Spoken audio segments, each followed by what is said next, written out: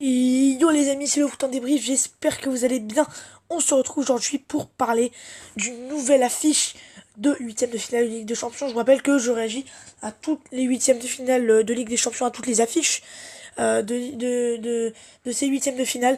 Après avoir réagi à Borussia Dortmund PSG, après avoir réagi à OL Juventus, après Real Madrid Manchester City et Tottenham Leipzig, on va donc passer à Atalanta Valence. Une affiche. Donc aujourd'hui, on va savoir si cette affiche est trop sous-estimée ou pas. Parce qu'on va pas se mentir, c'est pas non plus l'affiche du siècle. Voilà. Atalanta, Bergame, première fois de leur histoire. Enfin, je crois même, je sais même pas ça. Je sais pas si c'est leur histoire ou pas. Mais en tout cas, ça fait une éternité qu'ils sont plus allés en huitième de finale de Ligue des Champions. En tout cas, pas à ma connaissance, en huitième de finale de Ligue des Champions. Et à côté, Valence, une équipe qui est plus expérimentée avec ça. Valence qui a, qui joue pas mal de matchs de Ligue des Champions depuis ces dernières saisons. Voilà, comme vous voyez à votre écran, il y a marqué Atalanta 45% de chances de s'imposer, à la grande surprise. Hein. 27% qu'il y aura un match nul, pense qu'il y aura un match nul sur le match aller, je pense. Et Valence, 28% pensent que Valence va s'imposer. Alors là, ils votent pour le match aller qui se trouve à Bergame. Hein. Donc c'est important de le dire. Voilà, donc ça voilà. Je vais regarder c'était dans quel stade, mais il n'y a pas marqué. Mais bon, donc voilà, le match aller, 45% pensent que l'Atalanta va gagner et 28 pensent que il va y avoir une victoire de Valence. On va voir un retour à Valence. Ah, il n'y a pas encore marqué les votes. Mais bon, pour vous dire que ça va vraiment être une affiche intéressante à mon avis. Pourquoi ça va être une affiche intéressante?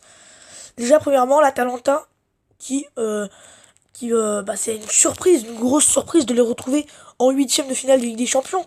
Surtout après avoir perdu ses trois premiers matchs. Parce que oui, l'Atalanta était vraiment très très mal barré. Sur ses trois premiers matchs, il avait trois défaites en trois matchs. Une défaite contre il me semble, le Dynamo Zagreb 4-0. Ensuite, une défaite 2-1 dans les arrêts de jeu contre le Shakhtar Donetsk une, et ensuite une défaite 5-1 à City. Donc oui, l'Atalanta a très très mal débarré. Il me semble que c'était la première fois que l'Atalanta est en Ligue des Champions, ou l'une des premières fois. En tout cas, c'est sûr que c'est la première fois que je suis en huitième. Et donc voilà. Ensuite, quatrième match en 4 défaites, c'était fini pour l'Atalanta. Oula, désolé. C'était fini pour l'Atalanta. Et donc il se fallait absolument au moins faire match nul contre City à domicile au stade de l'Atalanta. Je ne sais pas comment il s'appelle. Enfin bref. Et donc l'Atalanta qui a réussi à faire nul alors qu'ils étaient menés à la mi-temps. En tout cas, la mi-temps de Atalanta Manchester City, l'Atalanta était éliminé, tout simplement. Mais en deuxième mi-temps, Mario Pasalic a égalisé d'un coup de tête surhumain en début de deuxième mi-temps. Ensuite, City a été réduit à 10 en fin de match et donc l'Atalanta a tenu son 1-1.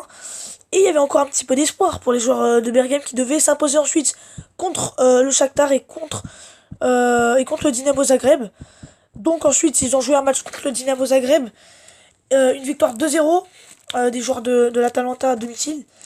Et ensuite, voilà, dernier match, il y avait encore de l'espoir pour l'Atalanta. Il fallait que le Dynamo Zagreb s'incline contre City et que l'Atalanta gagne contre le Shakhtar.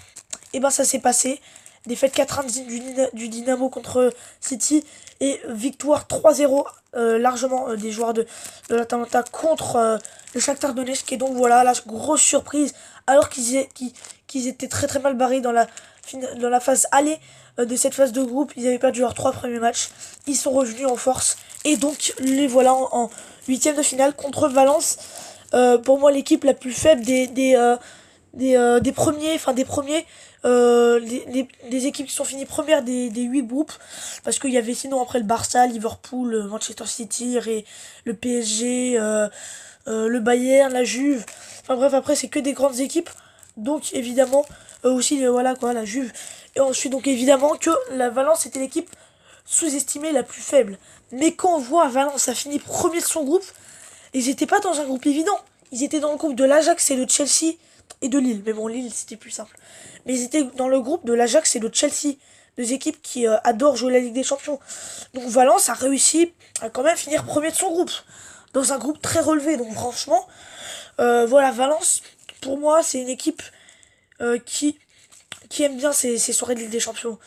Une équipe qui est plutôt habituée à jouer en phase de groupe de Ligue des Champions et d'aller en Ligue Europa, de finir troisième ou d'aller en Ligue Europa. Mais ils sont pas habitués à aller en huitième de finale de Ligue des Champions, vous voyez ce que je veux dire. Et pareil pour l'Atalanta, c'est pas deux équipes habituées à ces genres de matchs. Voilà pourquoi ça va être un match très très intéressant, parce qu'on va voir comment les deux équipes vont se comporter. Donc moi, à mon avis, je pense que Valence est le favori de ce match, même si les stats, enfin les gens qui ont voté pensent que c'est l'Atalanta, mais moi, à mon avis, je pense que Valence c'est plus une équipe qui est habituée à jouer des matchs de Ligue des Champions, mais pas trop à des huitièmes de finale. Mais Valence, voilà, ils viennent de faire un nul 1-1 contre le Real de Madrid.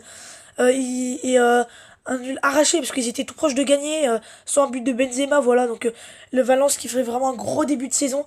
Ils ont gagné 4-1 Lille, ils ont gagné 1-0, ils sont allés gagner 1-0 à Chelsea, ils sont allés gagner 1-0 à l'Ajax. Donc voilà, Valence c'est une équipe vraiment très très solide défensivement, mais très efficace pardon, offensivement, avec notamment un Rodrigo incroyable, voilà, un Kevin Gamero aussi, ou aussi un José Gaia, qui font vraiment une grosse saison. Donc voilà, pour moi je pense que l'expérience va être plutôt en faveur de Valence. Mais l'Atalanta qui a vraiment sa carte à jouer, ils l'ont montré durant ces deux phases de groupe. Alors certes, à part City, le Shakhtar et Dynamo Zagreb, c'était faisable pour les joueurs de l'Atalanta, mais quand même là, ils sont tombés contre le plus petit des, euh, des premiers, des équipes premières de leur groupe. Ils ont évité le Barça, ils ont évité Liverpool, ils ont évité la Juve, ils ont évité le Bayern, le PSG. Donc pour moi, je pense que oui, à mon avis, à mon avis, au niveau des équipes, au niveau des deux équipes et de leur palmarès en Ligue des Champions, à mon avis, c'est la plus petite affiche de ces huitièmes de finale. Mais, et là, ça va être important. Si l'Atalanta et Valence sont là, ce n'est pas pour rien. C'est pas un miracle venu de Lourdes qui a fait qu'ils sont là. Ils ont bien fait des exploits, ils ont bien gagné des matchs de Ligue des Champions.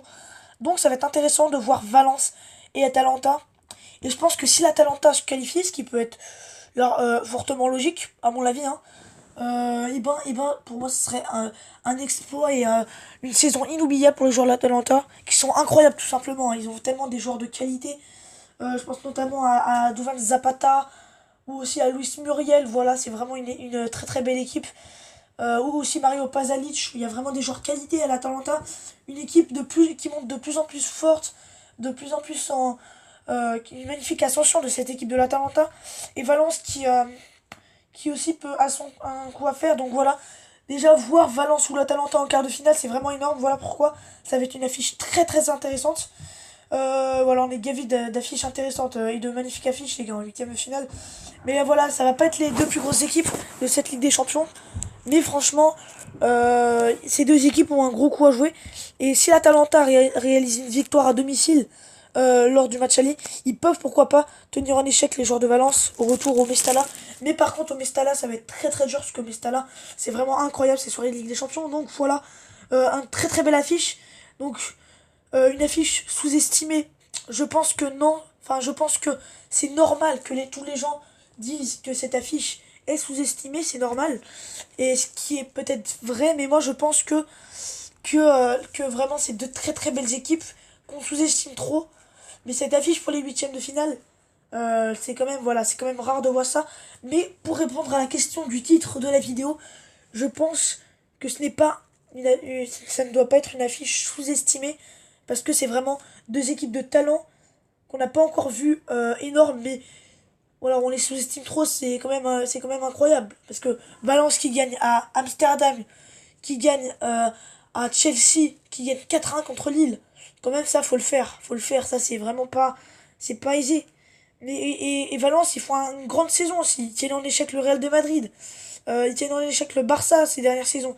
Donc voilà, Valence c'est une grosse équipe, et à côté l'Atalanta qui réalise une grosse saison, qui encore une fois en championnat d'Italie est très très bien placé. Donc voilà, et l'Atalanta qui a fini deuxième de son groupe, dans le groupe de Manchester City, et ils ont réussi à faire 1-1 contre City. Donc voilà, pour moi ça ne doit pas être une affiche sous-estimée, mais on va quand même pas se cacher, c'est pas non plus une grosse affiche. Avec c'est pas non plus deux grosses équipes de Ligue des Champions, mais c'est quand même deux équipes surprenantes qui peuvent surprendre. Et je pense que ça, on va assister à une magnifique double confrontation. Et à mon avis, il va y avoir beaucoup de surprises.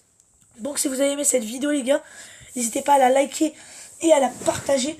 En tout cas, les amis, je vous dis à très très vite pour de prochaines vidéos. Demain, on va sûrement réagir au match entre le Bayern et Chelsea. Ensuite, on réagira à Atlético Madrid, Liverpool et à Barça-Naples. Alors, je sais pas si j'ai oublié encore des matchs. On va regarder ça ensemble. Non, c'est bon. Il ne restera plus que demain. Il ne restera plus que Chelsea, Bayern, Naples, Barcelone et Atlético Madrid, Liverpool. Je sais pas si j'aurai le temps de faire ça en un jour. Peut-être que je vais faire ça.